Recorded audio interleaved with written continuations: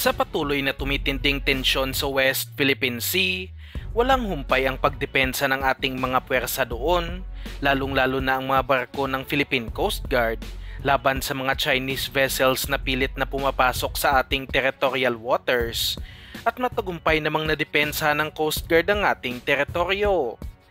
Sa kabila ng naglalakihang barko ng China, hindi ang mga ito makalusot sa mga Parola-class patrol vessels at patuloy silang tinataboy palayo sa ating mga katubigan at napakalaking achievement ito para sa ating Coast Guard dahil noon ay puro monitor lamang ang kanilang ginagawa at ngayon ay hinaharap na nila ang China. Wala na masyadong problema sa China Coast Guard sa ngayon dahil bantay sarado na sila ng Philippine Coast Guard. Ngunit ang malaking problema ay mga Chinese Navy warships na naman na nabalitaan nating pumasok talaga sa teritoryo ng Pilipinas nang walang abiso mula sa Philippine government. Nag-deploy ng mga warships ang Philippine Navy upang i-intercept ito, ngunit huli na rin ang lahat dahil nakalusot na ang mga Chinese warships at nagpapakita ito ng kawalan ng pangdepensa ng ating bansa at matatalo tayo kaagad kung sakaling magkaroon ng invasion sa bansa. Kaya nakatakda na ring paramihin palalo ng ating hukbong sindatahan ang ating mga anti-ship missile launchers dahil ito ang magiging pangunahing pangdepensa ng Pilipinas laban sa ataking mga warships o kahit anumang surface vessels upang hindi ang mga ito makalapit sa ating kalupaan at makadaong ang kanilang mga sundalo. Ngunit ilang beses na rin nating sinabi na magiging pangunahing target ito ng mga kalaban,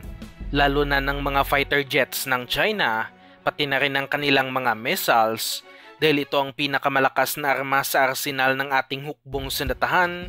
at ito lang ang kayang pumigil sa kanilang naglalakihang warships. Kaya sa bagong balita na ating nakalap, nakatakdang bibili na ang Pilipinas ngayong taon ng mga tinatawag na Akash Air Defense System mula sa bansang India na nagkakahalaga ng nasa $200 million o katumbas ng halagang nasa 11.6 billion pesos. Parte ito ng tinatawag na Shore-Based Air Defense System Project sa ilalim ng modernization program ng Philippine Marines at ito na ang magiging proteksyon ng kanilang BrahMos missiles na nabili din nila mula sa bansang India laban sa mga aircrafts at missiles ng kalaban. May range ang mga Akash missiles na aabot sa 30 kilometers lamang dahil mga short-range air defense system lamang ito at wala pa talaga tayong balita kung iilang missile launchers ang bibilhin sa halagang $200 million at sinabing magkakaroon lamang ng formal na desisyon sa mga susunod na buwan. Hindi lang din ang Philippine Marines ang bibili ng air defense system dahil nag-anunsyo din ang Philippine Army na bibili din sila ng missile defense system sa kanilang modernization program na nagpapakitang mas palalakasin pa ang pangdepensa ng Pilipinas. Hindi pa formal na napili ang Akash missiles at wala pa ding napili ang Philippine Army dahil sa maraming mga bansa din ang may kanya-kanyang magagandang offer katulad na lang ng Estados Unidos na nag-offer ng kanilang NASAMS na isa sa pinaka-accurate na air defense system sa merkado at napatunayan na rin ang performance nito sa giyera ng Ukraine at Russia. Samantalang gusto ng Philippine Army ng air defense system na kayang protektahan ang West Philippine Sea, kaya magandang opsyon din ang ino-offer ng Germany na mga IRIS-T surface-to-air missile system na may range na aabot sa 100 kilometers na mas malawak kumpara sa ibang ino-offer sa proyekto.